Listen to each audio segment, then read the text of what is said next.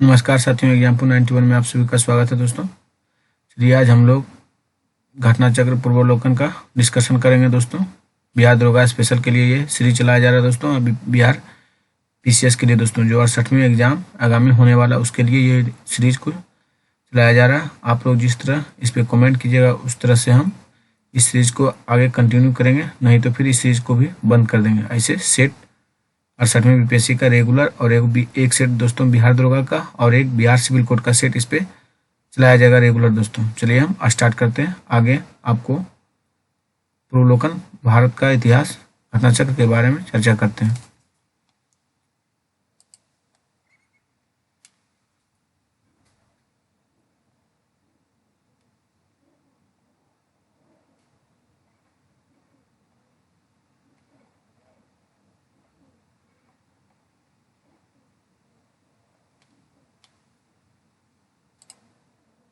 पहले इसका थ्योरी करवाया जाएगा दोस्तों, उसके बाद इसका फिर जितना पूछा गया बीपीएससी में दोस्तों, यूपीपीसीएस में जितना भी क्वेश्चन प्रीवियस ईयर का पूरा करवाया जाएगा। तो दोस्तों आप लोग देखना नहीं भूलिएगा दोस्तों, देखिए और कमेंट कीजिए और लाइक वीडियो कीजिए दोस्तों, और अपने दोस्तों को भी शेयर भी कीजिए।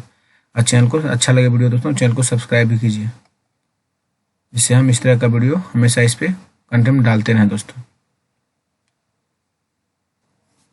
चलिए स्टार्ट करें दोस्तों। नोट्स। जिस काल का कोई लिखित साक्ष्य नहीं मिलता है उसे हम क्या कहते हैं दोस्तों? प्रागैतिहासिक काल कहते हैं। जिस काल का कोई लिखित साक्ष्य नहीं मिलता है उसे हम क्या कहते हैं? प्रागैतिहासिक काल कहते हैं। और आंध्र ऐतिहासिक काल दोस्तों, आंध्र ऐतिहासिक काल में लिपि के साक्ष्य तो हैं किंतु उनके अपठ्य या दुर्बोध होने के कारण उनसे कोई निष्कर्ष नहीं निकलता। यानी दोस्तों आंध्र ऐतिहासिक काल में साक्ष्य है लेकिन उसे पढ़ नहीं पाते हैं, यानी उसका कोई अर्थ निकाल पाते हैं, इसलिए उसे हम आंध्र ऐतिहासिक काल कहते हैं। जब से लिखित विवरण मिलते हैं वह ऐतिहासिक काल कहते हैं। जिसको हम पढ़ सकते हैं, उसके बारे में समझ सकते हैं, उसे हम क्या कहते हैं दोस्तों? ऐतिहासिक काल कहते हैं। प्राग ऐतिहासिक के अंतर्गत पाषाण कालीन सभ्यता तथा आंध्र ऐतिहासिक के अंतर्गत सिंधु घाटी सभ्यता एवं ताम्र सभ्यता यानी अहार और जोरबो आदि आती है। जबकि 6ठी शताब्दी ईसा पूर्व के आसपास से ऐतिहासिक काल का आरंभ होता है और सर्वप्रथम 1863 ईस्वी में दोस्तों भारत में पाषाण कालीन सभ्यता का अनुसंधान प्रारंभ हुआ है। पाषाण निर्मित उपकरणों की अधिकता के कारण संपूर्ण पाषाण युगीन संस्कृति को 3 मुख्य चरणों में विभाजित किया गया है। ये है पूरा पाषाण काल और मध्य पाषाण काल और नव पाषाण काल है दोस्तों। उपकरणों की भिन्नता के आधार पर पूरा पाषाण काल को 3 कालों में विभाजित किया जाता है दोस्तों। पूर्व पूरा पाषाण काल क्रोड उपकरण जैसे हस्त, कुठार, खंडक एवं विदारणी। मध्य पूरा पाषाण काल फलक उपकरण तथा उच्च पूरा पाषाण काल दक्षिणी एवं खुरचनी उपकरण है। सर्वप्रथम पंजाब की सोहन नदी घाटी, पाकिस्तान से चापिंग पेबुल संस्कृति के उपकरण प्राप्त हुए हैं। सर्वप्रथम मद्रास के समीप बदम दूरे तथा अतीरपक्कम से हैंड एक्स संस्कृति के उपकरण प्राप्त किया गया है। इस संस्कृति के अन्य उपकरण किलीवर, स्केपर आदि हैं। भारतीय भूगर्भ सर्वेक्षण इंडियन जियोलॉजिकल सर्वे के वैज्ञानिक रॉबर्ट ब्रूस फूट ब्रिटिश भूगर्भ वैज्ञानिक और पुरातत्वविद थे जो 1863 इसमें रॉबर्ट ब्रूस फूट ने मद्रास के पास पल्लवरम नामक स्थान से पहला हैंड एक्स प्राप्त किया। उनके मित्र विलियम किंग ने अतीरपक्कम से पूर्ण पाषाण काल के उपकरण खोज निकाले। वर्ष 1935 ईस्वी में डी टेरा के नेतृत्व में एल कैम्ब्रिज अभियान दल ने सोहन घाटी में सबसे महत्वपूर्ण अनुसंधान किए। बेलन घाटी इलाहाबाद विश्वविद्यालय के जी.आर. शर्मा के निर्देशन में अनुसंधान किया और पूर्व पुरापाषाण काल से संबंधित यह 44 पुरास्थल प्राप्त हुए। उपकरणों के अतिरिक्त बेलन के लोन्हा नाला क्षेत्र में इस काल की अस्थि निर्मित मातृ देवी की एक प्रतिमा मिली जो संप्रीति यानी कौशाम्बी संग्रहालय में सुरक्षित है। फलकों की अधिकता के कारण मध्य पुरापाषाण काल को फलक संस्कृति भी कहा जाता है। इन चलिए आगे चलते हैं हम लोग दोस्तों। उपकरणों का निर्माण क्वार्टजाइट पत्थरों से किया गया है। पूरा पाषाण कालीन मानव का जीवन पूर्णतः प्राकृतिक था। वे प्रधानतः शिकार पर निर्भर रहते थे। उनका भोजन मांस अथवा कंदमूल हुआ करता था। अग्नि के प्रयोग से अपरिचित रहने के कारण कच्चा मांस खाते थे।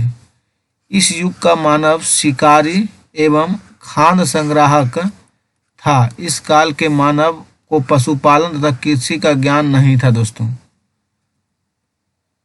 चलिए आगे बढ़ते हैं हम लोग।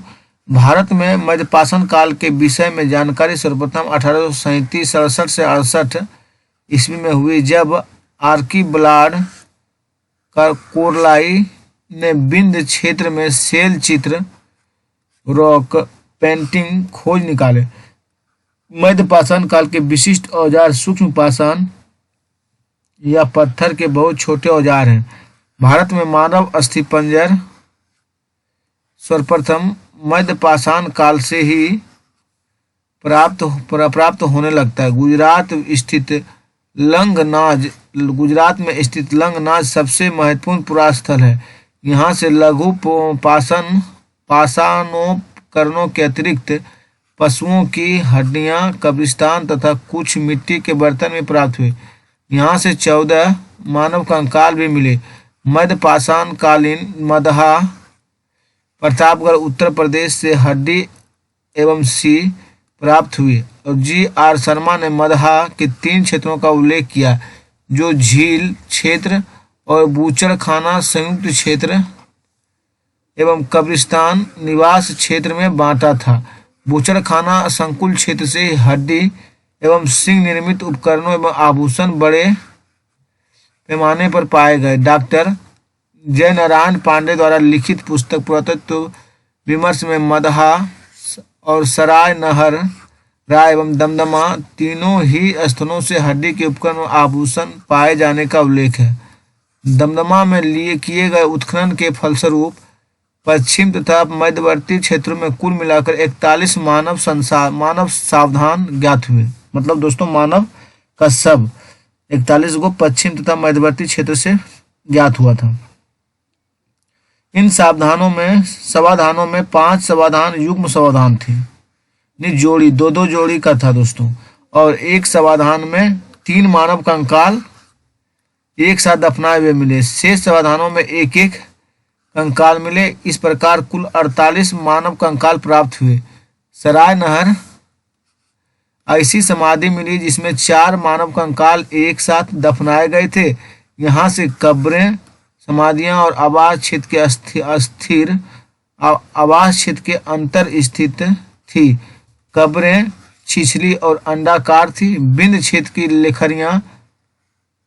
क्षेत्र के लेखिया के शिलाश्रय संख्या 1 से मध्य पाषाणिक लघु पाषाण उपकरणों के अतिरिक्त 17 मानव कंकाल प्राप्त हुए, जिनमें से कुछ सुरक्षित हालत में तथा अधिकांश छत बिछत अवस्था में है।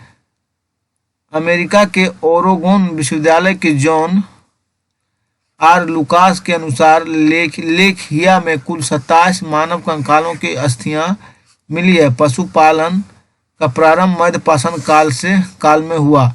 पशुपालन के साक्ष्य भारत में आदमगढ़ यानी होशंगाबाद, मध्य प्रदेश तब बागोर, भीलवाड़ा और राजस्थान से प्राप्त हुआ है। मध्यपाषाण काल के मानव शिकार करके, मछली पकड़कर और खाद्य वस्तुओं पर संग्रह कर पेट भरते थे।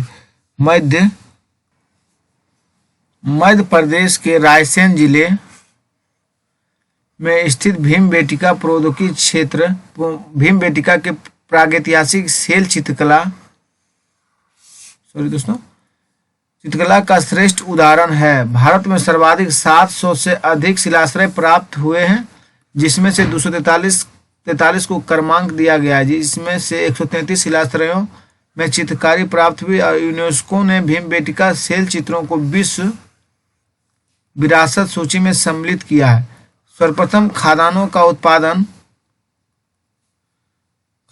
उत्पादन नवपाषाण काल में प्रारंभ हुआ। दोस्तों VBI क्वेश्चन है दोस्तों।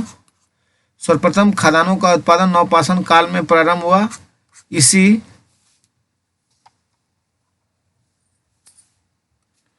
इसी काल में गेहूं की कृषि प्रारंभ हुई दोस्तों। नवीनतम खोजों के आधार पर भारतीय उपमहाद्वीप में प्राचीन कृषि साक्ष्य वाला स्थल उत्तर प्रदेश संत कबीर नगर जिले में स्थित लुहार देव है। यहाँ से 9000 ईसा पूर्व से 7000 ईसा पूर्व मध्य के चावल के साक्ष्य प्राप्त हुए। उल्लेखनीय है कि इस नवीनतम खोज के पूर्व भारतीय उपमहाद्वीप का प्राचीनतम कृषि साक्ष्य वाला स्थल मेहरगढ़ पाकिस्तान के बलूचिस्तान में स्थित, जहां यहाँ से 7000 ईसा पूर्व के गेहूं के साक्ष्य मिले हैं, जबकि प्राचीनतम चावल के साक्ष्य वाला स्थल कोल्डिवा इलाहाबाद जिले में बेलन नदी के तट पर स्थित, जहां यहाँ से 6500 ईसा पूर्व के चावल की भूसी के साक्ष्य मिले। माना जाता था चीन के यांगसी नदी घाटी क्षेत्र में लगभग 7000 ईसा पूर्व चावल उगाया गया। मक्का लगभग 6000 ईसा पूर्व का प्रथम साक्ष्य मैक्सिको में पाया गया। बाजरा 5500 ईसा पूर्व चीन में और सोरधम 5000 ईसा पूर्व पूर्वी अफ्रीका में और राई 5000 ईसा पूर्व दक्षिणी पूर्व एशिया में दोस्तों। जय जो 2300 ईसा पूर्व में यूरोप में सर्वप्रथम उगाया गया दोस्तों। फिर से देख लीजिए इसको दोस्तों, इंपॉर्टेंट सवाल है। मक्का 6000 ईसा पूर्व में दोस्तों सर्वप्रथम मैक्सिको में उगाया गया, यानी बाइल दोस्तों। अब बाजरा जो है 5500 ईसा पूर्व में चीन में उगाया गया बाजरा को, और सोरहम 5000 ईसा पूर्व में पूर्वी अफ्रीका में उगाया गया, और राई दोस्तों सरसों जिसको बोलते हैं वो दक्षिण पूर्व एशिया में पहला बार उगाया गया दोस्तों। और जय 2300 ईसा पूर्व दोस्तों यूरोप में सर्वप्रथम उगाया गया। मेहरगढ़ पाषाण संस्कृति से लेकर हड़प्पा सभ्यता तक के संस्कृति अवशेष प्राप्त हुए हैं। मानव कंकाल के साथ कुत्ते का कंकाल बुरहोम यानी जम्मू कश्मीर से प्राप्त हुआ है दोस्तों। गर्त आवास के साक्ष्य भी यहीं से प्राप्त हुए। इस पुरास्थल की खोज 1935 में डी टेरा एवं पीटरसन ने की थी। गुफ कराल कश्मीर में स्थित नवपाषाणिक स्थल। गुफ कराल का अर्थ होता है कुलाल अर्थात कुम्हार की गुहा। यहाँ के लोग कृषि एवं पशुपालन का कार्य करते थे। चिरान बिहार के सारण जिले में स्थित है। यहाँ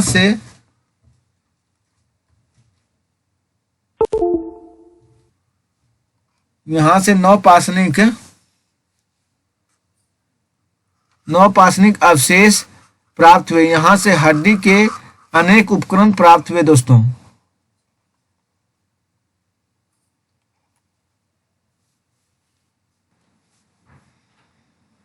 यहाँ से प्राप्त उपकरण हिरण के सींगे से निर्मित है। नवपाषाण युगीन दक्षिण भारत में मृतक को दफनाने के स्थल के रूप में बृहत् पाषाण स्मारकों की पहचान की गई। नवपाषाण कालीन पुरास्थल में राख के टीले यानी कर्नाटक और मैसूर के पास बेलारी जनपद में स्थित संगनकुल्लू नामक स्थान से प्राप्त हुई। पीकली हल उतनूर आदि स्थलों से भी राख के टीले मिले हैं। ये राख के टीले नवपाषाण युगीन पशुपालक समुदायों के मौसमी शिविरों के जले अवशेष हैं। आग का उपयोग नवपाषाण काल में महत्वपूर्ण उपलब्धि पाई है दोस्तों। आग का जो उपयोग हुआ था नवपाषाण काल में हुआ था। धातुओं में सबसे पहले तांबे का प्रयोग हुआ था। किसका प्रयोग हुआ? तांबे का दोस्तों। इस चरण में पत्थर एवं तांबे के उपकरणों का साथ साथ प्रयोग जारी था। इसी कारण इसे ताम्रपाषाणिक संस्करण यानी कैल्कोलिथिक कल्चर कहा जाता है दोस्तों। ताम्रपाषाणिक का अर्थ है पत्थर एवं तांबे के प्रयोग की अवस्था। भारत में ताम्रपाषाण युग की बस्तियां दक्षिण पूर्वी राजस्थान और पश्चिम मध्य प्रदेश यानी पश्चिमी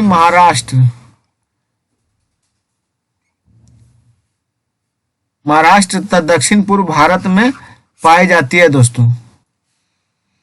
दक्षिण पूर्वी राजस्थान में अनेक पुरास्थलों की खुदाई हुई है। ये आहार, बालाथल, बागोर और ओजियाना और गिलुंद। ये पुरास्थल बनास घाटी में स्थित है। बनास घाटी में स्थित होने के कारण इसे बनास संस्कृति भी कहते हैं दोस्तों। आहार का प्राचीन नाम ताववती अर्थात तांबा वाली जगह है। गिलुंद बालाथल ओजियाना में घरों को चार दीवारी से घेरा गया है। आहार के पास गिलुंद में मिट्टी की इमारतें बनी है, किंतु कहीं कहीं पक्की ईंटें भी लगी है। गिलुंद में तांबे के टुकड़े मिले हैं। आहार संस्कृति 2100 से 1500 ईसा पूर्व अन्य ताम्र पाषाणिक संस्कृतियों से भिन्न है, क्योंकि जहाँ दूसरे केंद्रों में लाल व काले लेप मृतबान बने हैं, वहीं यहाँ पर इस लेप के ऊपर सफेद रंग के चित्रकारी की कई कृष्ण लोहित मृदगान परंपरा विशिष्ट रही है। पश्चिम मध्य प्रदेश में मालवा और कायथा, एरन और नवदा टोली प्रमुख स्थल है। नवदा टोली मध्य प्रदेश एक महत्वपूर्ण ताम्र पाषाणिक पुरास्थल है जो खारगोन जिले में स्थित है। इसका उत्खनन HD संकालिया ने किया था दोस्तों। यहाँ से मिट्टी, बांस और फूस के बने चौकोर एवं वृत्ताकार घर मिले हैं। यहाँ के मूल मृत भांड लाल काले रंग के हैं, जिन पर ज्यामितीय आरेख उत्कीर्ण है। कायथा संस्कृति जो हड़प्पा संस्कृति कनिष्क समकालीन है, इसके मृत भांडों में कुछ प्राक हड़प्पीय लक्षण दिखाई देते हैं। साथ ही इन पर हड़प्पाई प्रभाव भी स्पष्ट दिखाई देता है। इस संस्कृति की लगभग 40 बस्तियां मालवा क्षेत्र में प्राप्त हुई, जो अत्यंत छोटी छोटी है, और मालवा संस्कृति अपने मृत भांडों की उत्कृष्टता के लिए जानी जाती है। मध्य प्रदेश में कायथा और एरन की तथा पश्चिम महाराष्ट्र में इनाम गांव की बस्तियां किलाबंद है। पश्चिमी महाराष्ट्र के प्रमुख पुरास्थल अहमदनगर जिले में जोरवे और नेवासा और देमाबाद, पुणे जिले में चंदोली और सोनगांव और इनाम गांव, प्रकाश और नासिक, ये सभी पुरास्थल जोरवे संस्कृति यानी 1460 ईसा पूर्व के हैं। अब तक ज्ञात 200 जोरवे स्थलों में गोदावरी देमाबाद सबसे बड़ा है।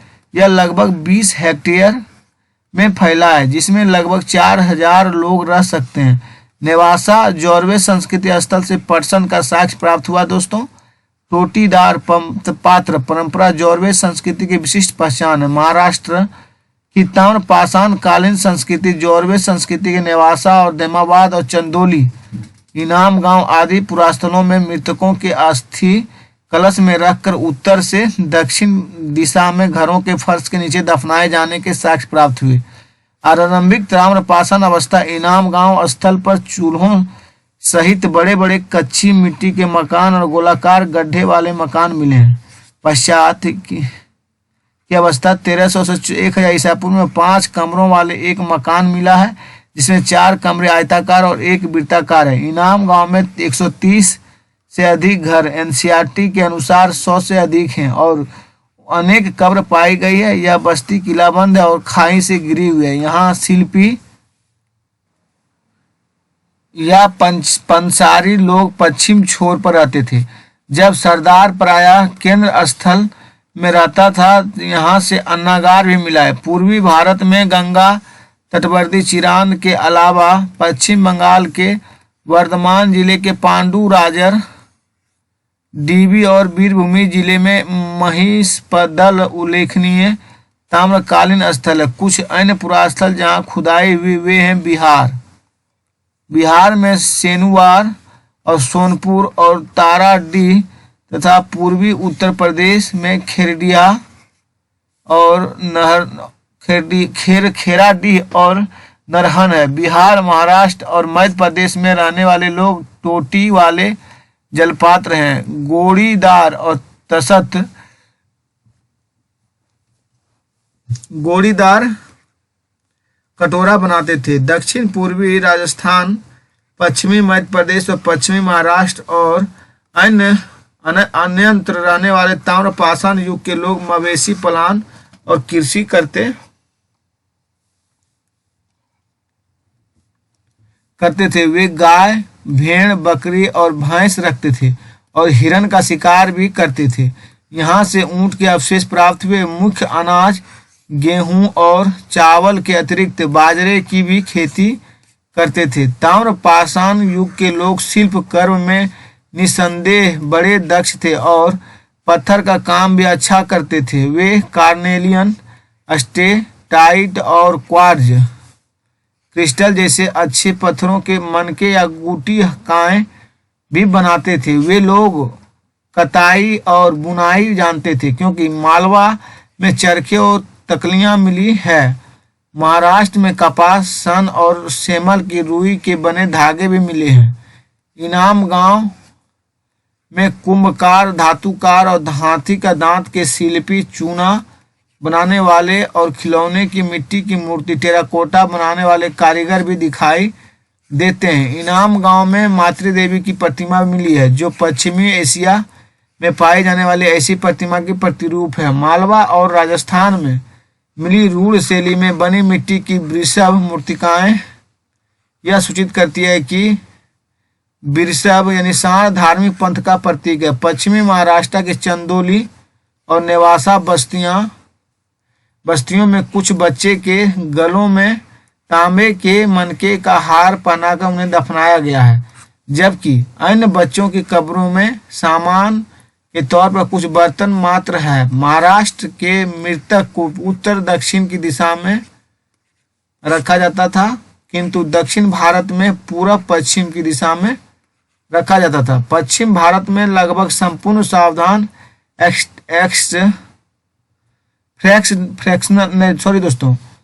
संपूर्ण सावधान एक्सटेंडल बरियल प्रचलित था, जबकि पूर्वी भारत में आंशिक समाधान फ्रैक्शनल बरियल चलता था। सबसे बड़ी निधि मध्य प्रदेश के गुगेरिया से प्राप्त हुई। इसमें 424 तांबे के औजार और हथियार तथा 102 चांदी के पतले पत्थर हैं। कायथा के एक घर में तांबे के 28 कंगन और 2 अद्वितीय ढंग की कुल्हाड़ियां पाई गई है। इसी स्थान में स्टेटाइट और कार्नोलियन जैसे कीमती पत्थरों की गोलियों के हार पात्रों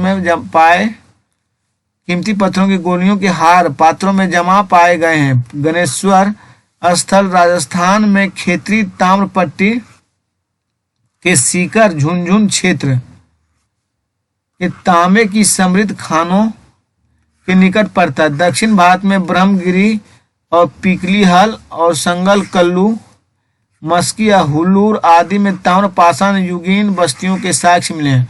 दक्षिण भारत में कृषक की अपेक्षा चरवाह संस्कृति का अधिक प्रमाण मिला है। चलिए दोस्तों नेक्स्ट पेज की ओर बढ़ते हैं हम लोग।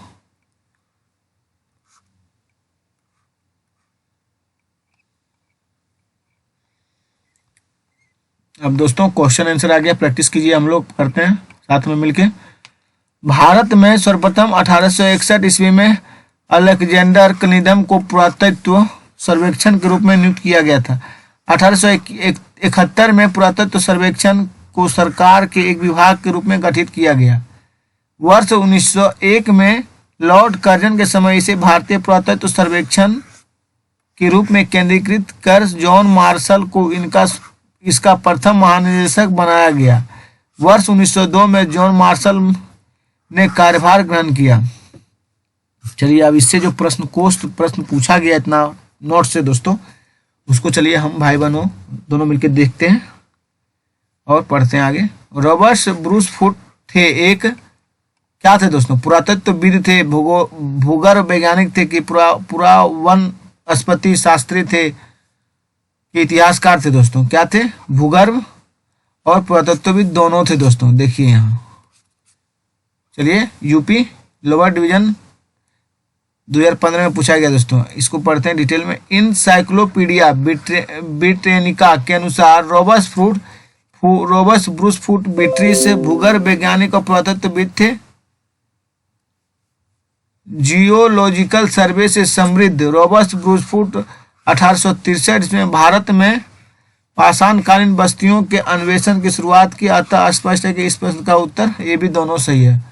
चलिए दूसरा क्वेश्चन दोस्तों, कोपेनहेगन संग्रहालय की सामग्री से पाषाण और कांस्य और लोह युग का त्रियुगीय विभाजन किया गया था दोस्तों। बताइएगा आप लोग दोस्तों, कोपेनहेगन कब किया गया दोस्तों? किया गया था थॉमसन ने। कोपेनहेगन संग्रहालय की सामग्री का पाषाण, कांस्य और लोह युग का त्रियुगीय विभाजन किया गया था थॉमसन ने दोस्तों। चलिए पढ़ते हैं। डेनमार्क के कोपेनहेगन संग्रहालय में 1818 से 1820 में एक आयोग की रिपोर्ट के अनुसार सामग्री का आधार पर पाषाण और कांस्य और लौह युग की त्रियुगीय विभाजन क्रिश्चियन जॉर्गेसन थॉमसन ने किया था। यद्यपि थॉमसन ने 1836 में इसी वर्गीकरण में के अनुसार संग्रहालय की वस्तुओं का विवरण प्रकाशित किया था दोस्तों। चलिए आगे देखते हैं। उत्खनित प्रमाणों के अनुसार पशुपालन का प्रारंभ हुआ था दोस्तों। पशुपालन का प्रारंभ मध्य पाषाण काल से प्रारंभ हुआ था दोस्तों। चलिए आगे इसका हम डिटेल देखते हैं थोड़ा।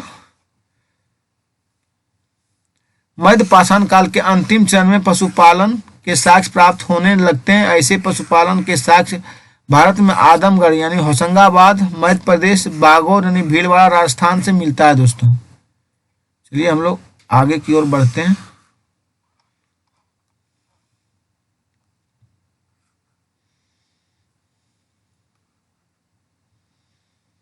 मध्य पाषाण प्रसंग में पशुपालन के प्रमाण जहां मिले हुआ स्थान है दोस्तों, आप भाई बहनों जानते होंगे, आदमगढ़। चलिए निम्नलिखित में से किस स्थल में हड्डी के उपकरण प्राप्त हुए हैं? मदहा में दोस्तों और सरायनगर दोनों में प्राप्त हुआ। चलिए पढ़ते हैं थोड़ा। मध्य पाषाण कालीन मदहा उत्तर प्रदेश के प्रतापगढ़ जिले में स्थित है, जो बड़ी मात्रा में हड्डी और सिंह निर्मित उपकरण प्राप्त हुए। जी आर शर्मा मदहा में 3 क्षेत्रों का उल्लेख करते हैं, जो झील क्षेत्र यानी बूचड़ खाना और संकुल क्षेत्र एवं कब्रिस्तान निवास क्षेत्र में बंटा था। बूचड़ खाना संकुल क्षेत्र से हड्डी एवं सिंह निर्मित उपकरण एवं आभूषण बड़े पैमाने पर पाए गए। सराय नहर से भी अल्प मात्रा में हड्डी के उपकरण मिले। हड्डी से निर्मित आभूषण भारत में मध्य पाषाण काल में संदर्भ प्राप्त है दोस्तों। आप लोग पता है दोस्तों, सराय नहर से चौपानी मांडू होगा दोस्तों, नहीं, सराय नहर और मदहा दोनों से है दोस्तों। चलिए आगे बढ़ते हैं। एक ही कब्र में 3 मानव कंकाल मिलते हैं सराय नहर से दोस्तों। दमदमा से भी मिला था दोस्तों, सॉरी दोस्तों।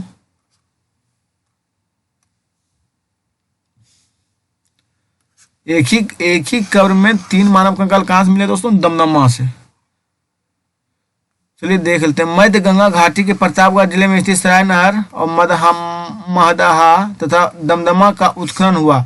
दमदमा में लगातार 5 वर्षों तक किए गए उत्खनन के फलस्वरूप पश्चिमी तथा मध्यवर्ती क्षेत्रों में कुल मिलाकर 41 मानव समाधान ज्ञात हुए। इन समाधानों में 5 समाधान युग्म समाधान थे और 1 समाधान में 3 मानव कंकाल के साथ दफनाए हुए मिले और 6 समाधानों में 1-1 कंकाल मिले दोस्तों।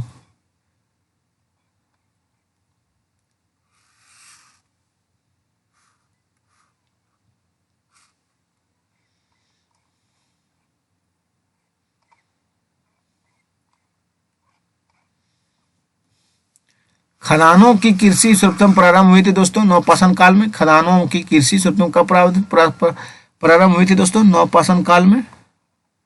खदानों का उत्पादन सर्वप्रथम नवपाषाण काल में हुआ। यही वह समय है जब मनुष्य कृषि कर्म से परिचित हुआ। भारत में मानव का सर्वप्रथम साक्ष्य कहाँ मिलता है दोस्तों? मानव का सर्वप्रथम साक्ष्य आपको मिलता है नर्मदा घाटी से दोस्तों। चलिए पढ़ लेते हैं थोड़ा। मानव का सर्वप्रथम साक्ष्य मध्य प्रदेश के पश्चिम नर्मदा क्षेत्र में अवस्थित हथनोरा यानी होशंगाबाद नामक पुरास्थल से प्राप्त हुआ है। इसकी खोज पुरातत्वविद अरुण सोनक्रिया द्वारा 5 दिसंबर 1982 को किया गया दोस्तों। प्रथम मानव जीवाश्म भाग किस नदी घाटी से प्राप्त हुआ दोस्तों? आप लोग जानते हैं नर्मदा घाटी से हुआ। भारत मानव द्वारा सर्वप्रथम प्रयुक्त अनाज क्या था दोस्तों? जौ था। चलिए देख लेते हैं। आधुनिक भारत समाज द्वारा मुख्य रूप से 8 खाद्य अनाजों का उपयोग किया गया। जौ था पहला, फिर गेहूं था, फिर चावल था, फिर मक्का था, फिर बाजरा था, फिर सोरधम था, राई था और जय था दोस्तों। अनाजों के पौधे विभिन्न क्षेत्रों में जंगली घास के रूप में विद्यमान थे, लेकिन जिन्हें बीजों के रूप में अलग अलग क्षेत्र में अलग अलग समय पर मानव ने उगाया। वैश्विक दृष्टि से देखा जाए तो सर्वप्रथम जौ 8000 ईसा पूर्व में के आसपास भूमध्य सागर के ईरान के मध्य स्थित पश्चिमी एशिया के देश में मानव द्वारा उगाया गया था। बाद में लगभग इन्हीं क्षेत्रों में 8000 ईसा पूर्व में आसपास गेहूं भी उगाया जाने लगा था दोस्तों।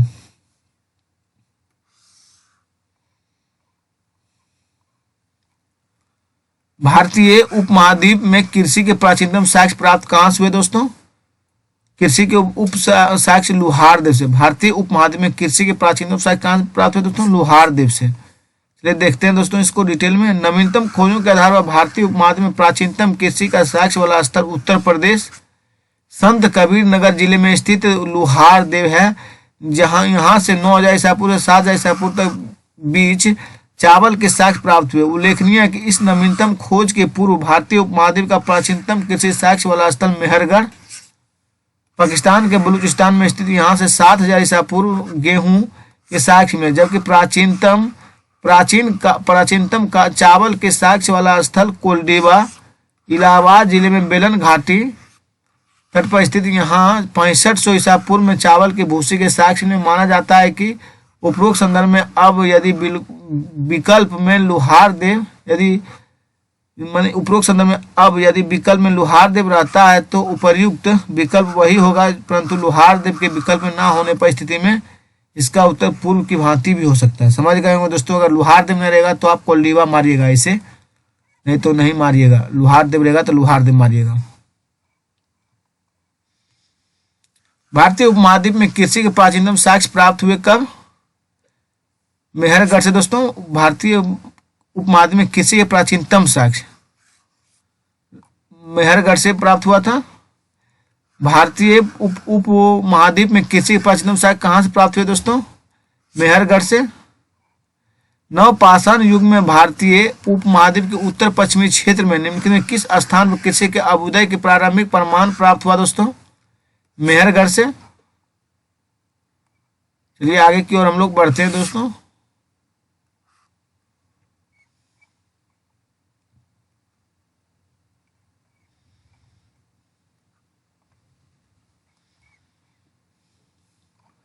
भारत में पूरा पशुपालन कृषि के प्राचीनतम साक्ष्य प्राप्त हुए कहां से दोस्तों? आप लोग जानते होंगे मेहरगढ़ से। उस स्थल का नाम बताएं जहां से प्राचीनतम अस्थायी जीवन के प्रमाण मिले। अस्थायी जीवन दोस्तों हम लोगों को कहां से मिला था? मेहरगढ़ से ही प्राप्त है। प्राचीनतम अस्थायी जीवन के प्रमाण सर्वप्रथम बलूचिस्तान के कच्छी मैदान स्थित मेहरगढ़ से मिला है, जिसकी प्रमाणिक तिथि सातवीं शताब्दी ईसा पूर्व सहस्त्राब्दी यानी 7वीं शताब्दी ईसा पूर्व में यानी 7000 ईसा पूर्व है, जबकि किलीगुल मोहम्मद एवं कालीबंगा की प्राचीनतम तिथि 4000 ईसा पूर्व से 3500 ईसा पूर्व है। अतः विकल्प डी सही है दोस्तों। किन स्थानों में मध्यपाषाण काल में पशुपालन के प्रमाण मिलते हैं? पशुपालन के स्थान मिलते हैं दोस्तों बागोरे होगा दोस्तों। चलिए बागोर देखते हैं। मध्यपाषाण काल में पशुपालन के साक्ष्य प्राप्त लगते हैं। पशुपालन के प्रारंभिक साक्ष्य मध्य प्रदेश के होशंगाबाद के निकट आदमगढ़ पुरास्थल और राजस्थान के भीलवाड़ा जिले में स्थित बागौर में मिलते हैं दोस्तों। किसको चालकोलिथिक युग भी कहा जाता है? ताम्रपाषाण युग को दोस्तों कहा जाता है चालकोलिथिक युग। ताम्रपाषाण युग चालकोलिथिक यानी कैलकोलिथिक युग भी कहा जाता है। चलिए आगे की ओर हम लोग बढ़ते हैं।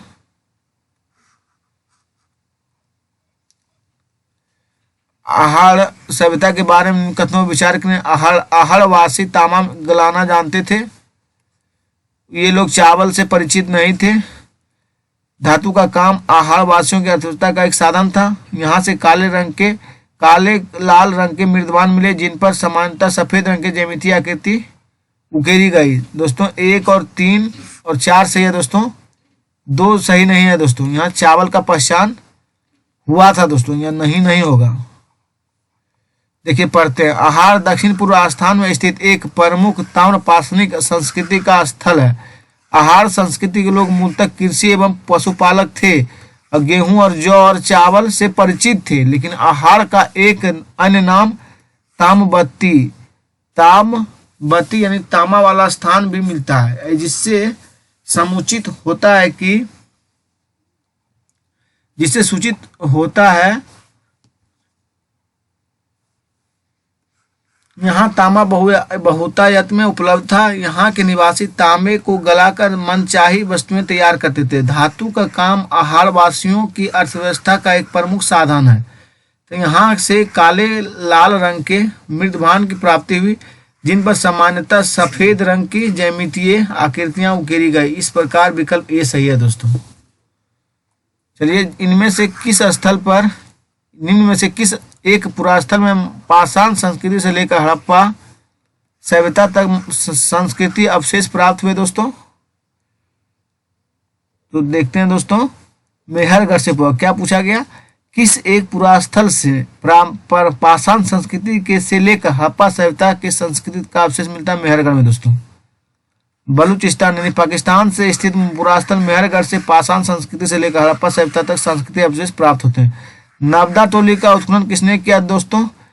एच.डी. संकालिया ने दोस्तों किया था। कौन किया था? एच.डी. संकालिया दोस्तों। नर्मदा टोली मध्य प्रदेश का उत्खनन ढक्कन कॉलेज पूना के प्रोफेसर एच.डी. संकालिया ने कराया था। यह स्थल इस महाद्वीप का सबसे विस्तृत उत्खनित प्राचीन ग्राम स्थल है, जिसकी तिथि ईसा पूर्व 1600 से 1300 ईसा मध्य निर्धारित की गई दोस्तों।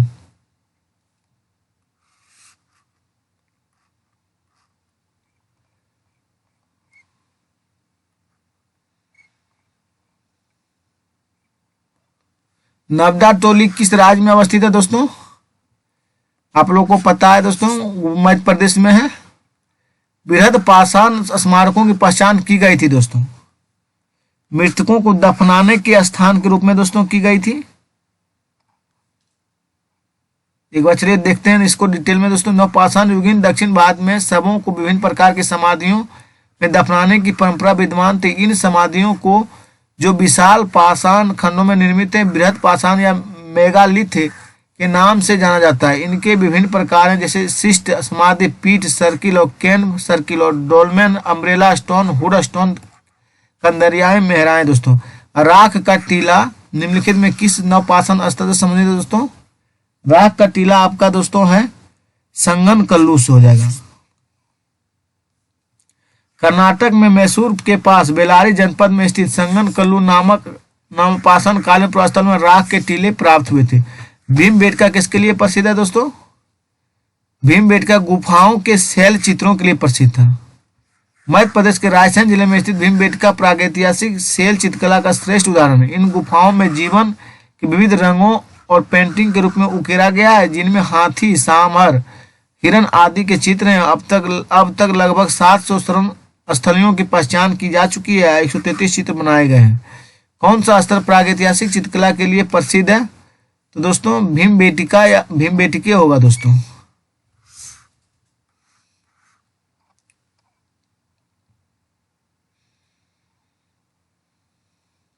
भीमबेटका की गुफाएं कहाँ स्थित है दोस्तों? भीमबेटका गुफाएं दोस्तों अब्दुल्लागंज रायसेन में दोस्तों। अब्दुल्लागंज रायसेन में स्थित है दोस्तों। भारत में किस शिलाश्रय में सर्वाधिक चित्र पाए गए हैं? तो भीमबेटका में दोस्तों। किस भारतीय पुरातत्ववेत्ता ने पहली बार भीमबेटका गुफा को देखा और उसके शैल चित्रों के प्रागैतिहासिक महत्व को खोजा? तो दोस्तों एच.डी. संकालिया नहीं दोस्तों, वी.एस. वाकंकर के थे दोस्तों, वी.एस. वाकंकर। चलिए देखते हैं दोस्तों, मध्य प्रदेश के रायसेन जिले में स्थित भीमबेटका प्रागैतिहासिक शैल चित्रकला का श्रेष्ठ उदाहरण है। इसकी खोज 1957 में वी.एस. वांकर ने की थी। यूनेस्को में भीमबेटका शैल चित्रों का विश्व विरासत सूची में सम्मिलित है। भीमबेटका को किसने खोजा था दोस्तों? डॉक्टर विष्णुधर वाकनकर ने दोस्तों।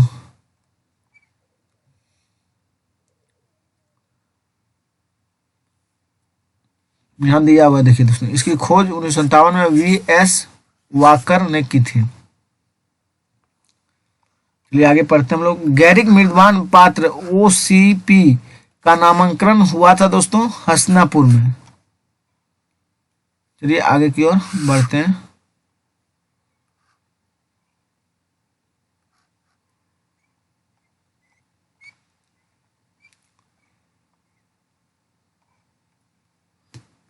गंगा यमुना द्वीप की संस्कृति परंपरा संभवतः उस संस्कृति के साथ शुरू होती है जिसे अपने अत्यंत विशिष्ट मृदवान के नमूने के कारण गेरुवर्णिक गेरू मृदवान संस्कृति ओसीपी कहा गया है।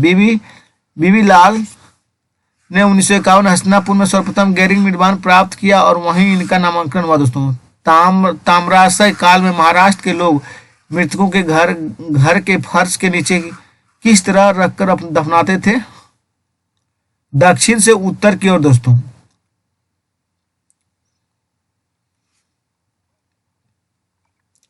सॉरी दोस्तों, उत्तर से दक्षिण की ओर ना, उत्तर से दक्षिण की ओर दर्शाते थे।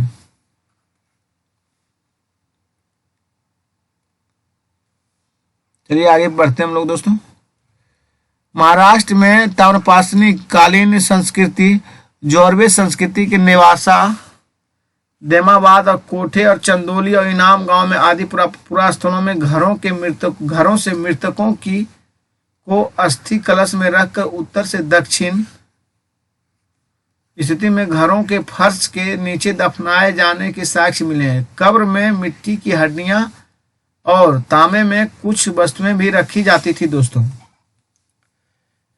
किस स्थल में मानव कंकाल के साथ कुत्ते का कंकाल भी सावधान से प्राप्त हुआ दोस्तों? बुर्ज होम से दोस्तों। जम्मू कश्मीर में श्रीनगर के निकट उत्तर पश्चिम में स्थित बुर्ज होम से नवपाषाणिक अवस्था में मानव कंकाल के साथ कुत्ते के कंकाल भी सावधान से प्राप्त हुआ। गर्तावासनी गड्ढों वाला घर भी यहाँ प्रमुख विशेषता है दोस्तों। किस स्थान में मानव के साथ कुत्ते दफनाए जाने का साक्ष्य है दोस्तों? बुर्ज होम से। गर्त आवास के साक्ष्य प्राप्त हुए दोस्तों बुर्ज होम से।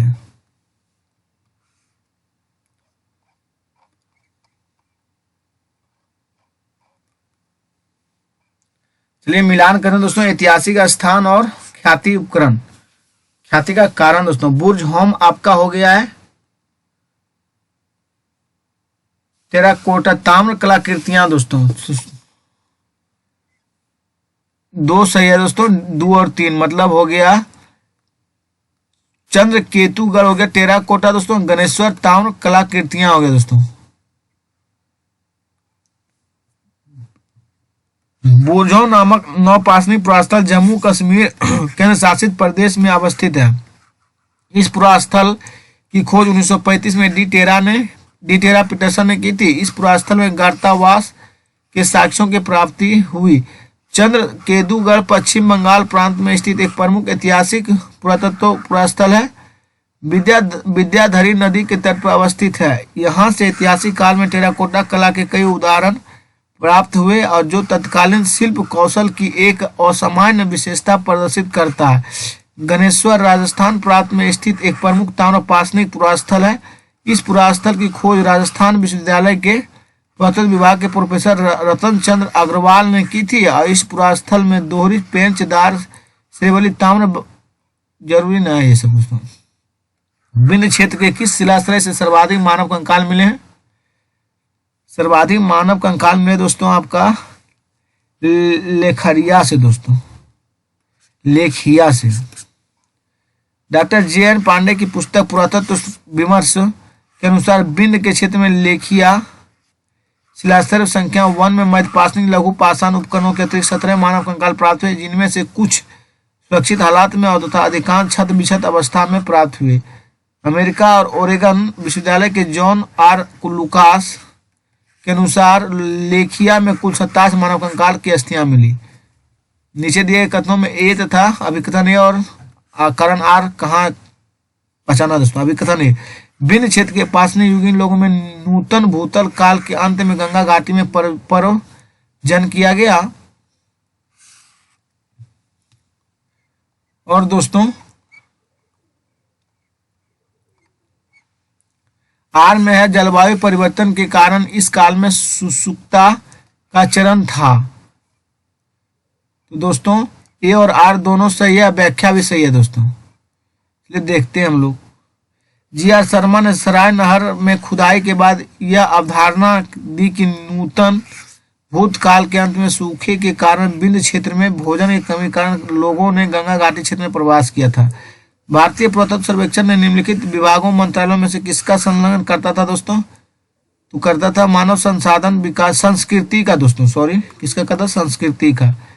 पुरातत्व सर्वेक्षण आर्कियोलॉजिकल सर्वे ऑफ इंडिया सांस्कृतिक मंत्रालय के अधीन आप विभाग है दोस्तों। भारतीय पुरातत्व का जनक किसे कहा था दोस्तों? अलेक्जेंडर कनिंघम को कहा था भारतीय पुरातत्व का जनक दोस्तों। अलेक्जेंडर कनिंघम 1814 से 1893 में एक ब्रिटिश सेनाधिकारी के रूप में बंगाल इंजीनियर्स के साथ काम करने के लिए तैनात किया गया। उन्हें ही भारतीय पुरातत्व के जनक के रूप में जाना जाता था दोस्तों। राष्ट्रीय मानव संग्रहालय कहाँ स्थित है दोस्तों? भोपाल में है। राष्ट्रीय मानव संग्रहालय, जिनका नाम बदल के इंदिरा गांधी राष्ट्रीय मानव संग्रहालय कर दिया गया, भोपाल मध्य प्रदेश में स्थित है। यह भारत सरकार के संस्कृति विभाग के अंतर्गत स्वशायत शासित संगठन है दोस्तों। चलिए हम लोग आगे की ओर बढ़ते हैं। सैनव सभ्यता है दोस्तों, इसके बारे में कल चर्चा करेंगे। आज का टॉपिक यहीं तक रखते हैं दोस्तों, सैनव सभ्यता और संस्कृति। अगला टॉपिक में इसको बनाया जाएगा दोस्तों। आप लोग भाई बहन देखिए और लाइक कीजिए वीडियो को और कमेंट कीजिए दोस्तों, तो हम इस सीरीज को कंटिन्यू आगे रखेंगे दोस्तों। धन्यवाद दोस्तों।